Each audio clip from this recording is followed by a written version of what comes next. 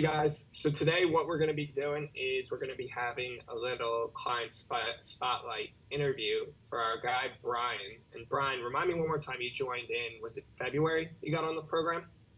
Yeah, it was February, right as the new year started, starting to get ready for an Ironman, get some training done, and needed to get the weights in check.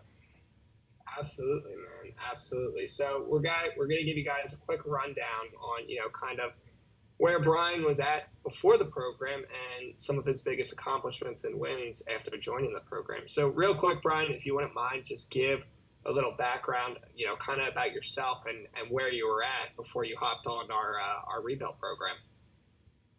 Yeah, so I was weighing in about 178, 179 pounds, depending on the day. I'd been as low as 158, but that was years ago. I'm in the mid 40s right now. Put in a fair number of hours at work and on the businesses. Did a lot of coaching. Like, I have a coach that I've hired out to help with the training program that I go through. But nobody really focused helping me on the weight fronts, on what foods I should be eating, how I should manage my diet, that kind of stuff. So looking to get into better shape to kind of maximize the fitness results that I was getting from the coaching. Yeah, absolutely. So what do you think were some of kind of like the biggest challenges before you joined our program when it came to dialing in on the weight side of things? Yeah, I think so. What's nice about having a fitness coach for me was kind of the personal accountability. We have a Google sheet that we use. I check in, did I complete the workout or not? How did it feel?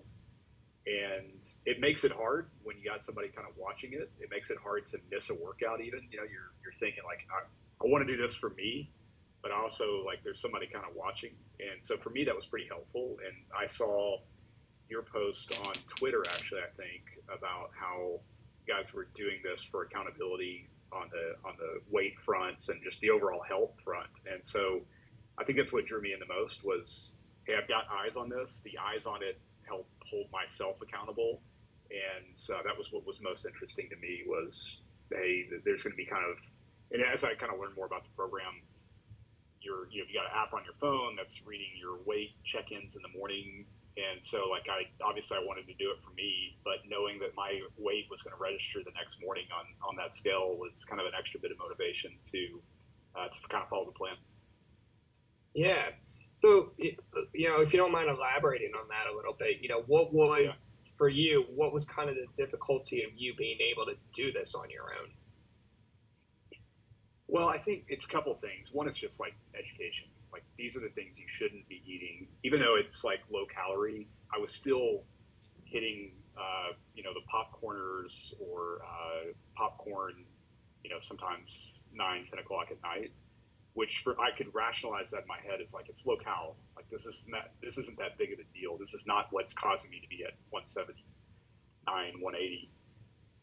It turned out that was one of the biggest things because I was eating past 8 o'clock. And so, obviously the draw was, all right, these guys know what they're talking about. They know what they're doing. They've coached others through this. So there's clearly like a disconnect between what I understood, diet to be versus what it actually was. And so that was a big piece of it. Another one was what type of food I was eating and when I was eating it, how I was kind of preparing for the big workouts. And so, as I would talk to James about, what my big workout was going to be on Saturday, for example. Okay, how am I preparing for that on Friday to make sure I have kind of the combination of the right proteins and the right carbs to be ready to fuel the big workouts over the weekends. Simplifying the ingredients that I was eating, so I'd feel okay. Probably my biggest vice was getting like fajitas with all the extras and a bunch of different ingredients, although that's probably not a terrible example. I've got plenty of other bad examples, but just kind of simplifying it and just kind of having like steak and potatoes or Mediterranean food and just having some, lamb and rice and some soup, just kind of simplifying the diet, which was nice because I wasn't having to kind of like force my family to eat these unique or weird meals either. They were kind of on board with the simpler ingredients as well. Yeah, absolutely. And so, what do you think was kind of the decision for you to be like, all right, now's the time to actually get this dialed in, right? So Yeah. you ton of endurance events prior, had kind of had a good sense of the fitness side of things, but like at this stage of your life, like now, why is now the right time to be like, I'm going to join these guys on their rebuild program? Yeah. So by no means am I any sort of pro. Like I'm a pretty average athlete. However, I love being competitive on the bike. That's what I love doing. And so triathlon, that's a big part of it. Then I've done a lot of individual bike races as well. And the simple fact is like, I dropped 16 pounds through the program. You just, no matter how much you increase your FTP or increase your power outputs on the bike, you're still lugging around a 15-pound dumbbell that's attached to your stomach effectively. So I just wanting to beat my buddies on the bike, wanting to perform better there, maximize my watts per kilo. That was probably the biggest motivation for me. Obviously, it had downstream impacts to running, not carrying around as much weight running, but the bike was probably my biggest motivation to drop some pounds and maximize my watts per kilo. Brian, you mentioned the weight loss. Talk to us about some of the other things that you were able to accomplish. Your goal was get in shape for the Ironman. You know, what else? Like, what are some of the things that you would look back and you're like, Yeah.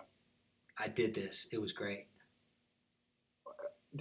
There's like this mental thing of when I'm carrying around an extra 15 pounds, a lot of that for me, at least I feel it and see it in my stomach, and so kind of it's just kind of encouraging. It feels good to kind of wake up in the morning and my stomach's not bloated, you know.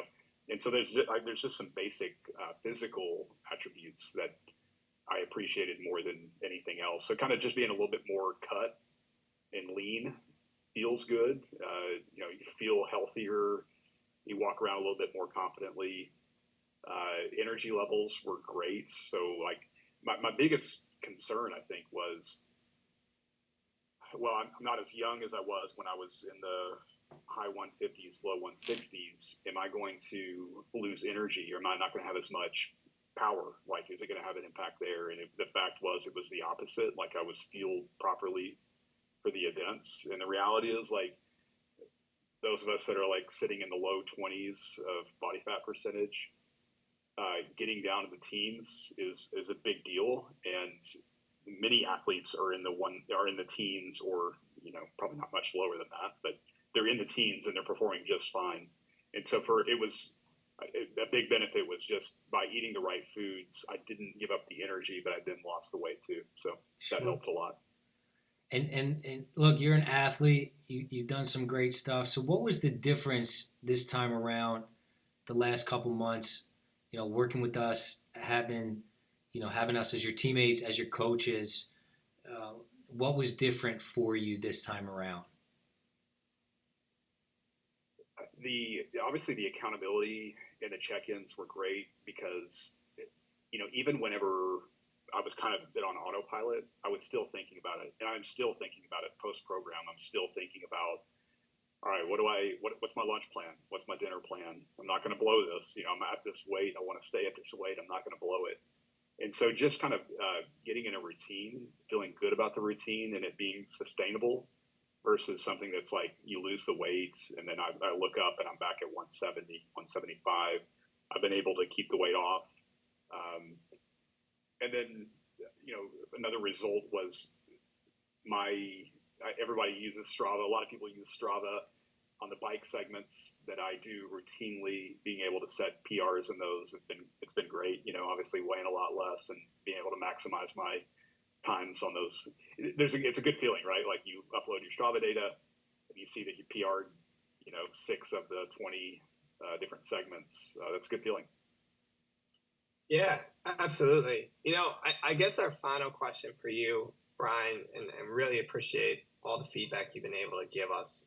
This has been great, man. But comes with, one of the things we talked about in first call we ever hopped on before you even got on the program was what we do here is it's a mindset shift, right? And the reason is after the 6 months, we don't want you to just lose the weight. We want you to be able to do this for the rest of your life, because that's the difference between us and most programs out there is we're focusing on that mindset shift so that you have the ability to do this for the rest of your life. And not only that, but you can teach others as well. So talk to me a little bit about that in terms of, since you've gotten off the program, like the sustainability that's been in effect even post being on our program. Yeah, I think with the recommendations on food, so like a great part of the program is, and I think like one of the biggest differentiators is that it wasn't just, okay, Brian, you're part of the program. Here are the things that you need to be eating on day one. You guys watched kind of what I was eating and saw trends and what I liked. And that clearly turned into what I was eating once I got into the program. So it wasn't like I had to do a massive diet shift. In fact, it was a very minor diet shift. And ate a lot of the things I really enjoy eating. I love eating steak. I love eating chicken. I love grilling, that kind of stuff. And those are all single ingredients, high protein type things. And so just learning, okay, what portions do I need to be eating based off what events I've got coming up or what big workouts I've got coming up. And it would be unsustainable if you said, guys, Brian, all right, here's the deal. You're going to dice up tomatoes, cut up all this lettuce. It's going to be an hour meal prep for it. Your family's not going to like it. I mean, that's how I'm going to fall off. That's how it's not going to sustain past the 6 months.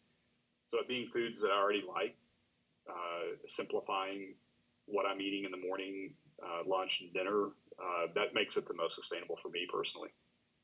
Yeah, absolutely.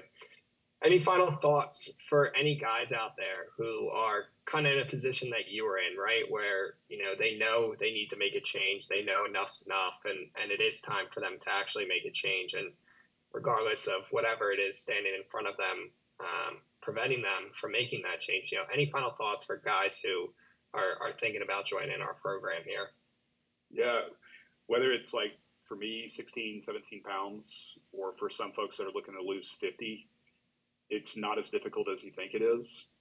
The weight actually comes off quicker than you think it will. There were times I remember when we would check me in and I'd be at like 166 and James would ping me and say, all right, we're going to get to 163, by X date.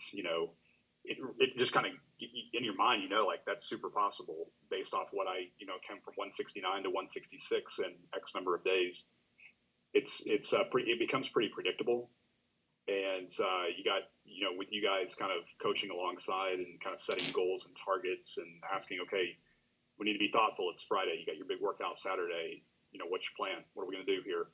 Those types of things are encouraging and like really make you think about, rather than just being on autopilot for your meals, really make you think about what it is you're doing without it being super complex. So what I'd suggest to anybody is give it a shot.